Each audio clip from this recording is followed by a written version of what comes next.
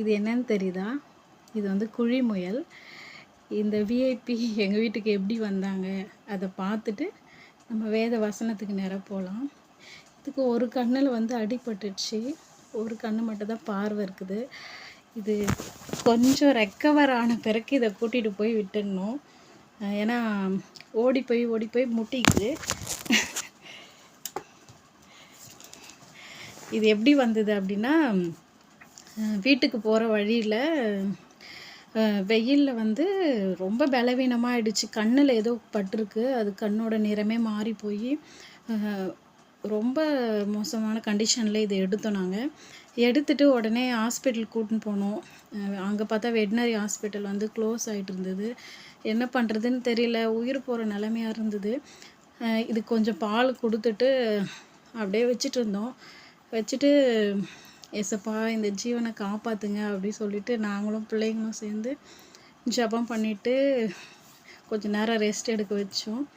அதுக்கப்புறம் பார்த்தா கொஞ்ச நேரத்தில் அது வந்து மறுபடியும் ஆக்டிவ் ஆகிடுச்சு. நினச்சி கூட பார்க்கல, அவ்வளோ உயிர் போகிற மாதிரி இருந்தது. அதை வீட்டுக்கு கூட்டின்னு வந்தோம்.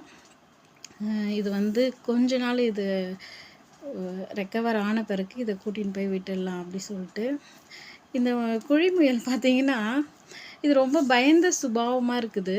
இது வந்து பெட்டாக வந்து வளர்க்க முடியாது போல். ஏன்னா கிட்டையே வரமாட்டுது, ஓடி போய் ஒளிஞ்சிக்குது. எப்பவுமே வந்து அது ஒளிஞ்சிக்கிட்டே தான் இருக்குது. அது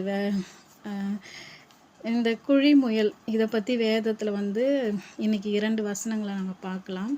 இந்த குழி முயலுக்கு வந்து அடைக்கலம் வந்து கன்மலை. கன்மலைன்றது இயேசு கிறிஸ்து. அவருக்குள்ளே நாம் எல்லாருமே நம்ம அடைக்கலமாக இருக்கிறோம். ஏன்னா நம்மளும் இந்த உலகத்தில் வந்து பலன் இல்லாதவர்கள். இதுக்கு வந்து கொஞ்சம் பலன் தான் இருக்குதாம்.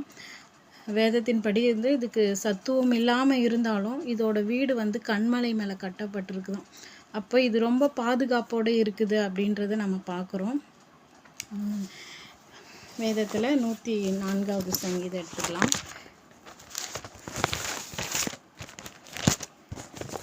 104வது சங்கீதத்தில் 18வது வசனம். உயர்ந்த பர்வதங்கள் வரையாடுகளுக்கும் கண்மலைகள் குழி முசல்களுக்கும் அடைக்கலம். இந்த கண்மலைகளுக்குள்ளே தான் வந்து இது அடைக்கலமாக இருக்குது அப்படின்னு பார்க்குறோம். இன்னொரு வசனம் நீதிமொழிகள்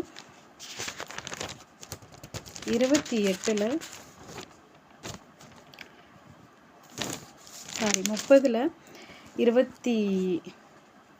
26வது வசனம். சத்துவமற்ற ஜந்துவாக இருந்தும் தங்கள் வீட்டை கண்மலையின் மேலே தோண்டி வைக்கும் குழி முசல்களும். இந்த குழி முசல் வந்து இது ரொம்ப வந்து பலன் இல்லாமல் இருக்குது.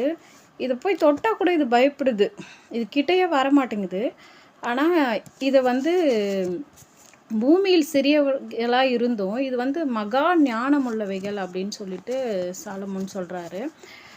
இது வந்து சின்னதாக இருந்தாலும் இந்த உயிரினம் இதோட வீட்டை பார்த்திங்கன்னா கண்மலையில் வந்து கட்டுது.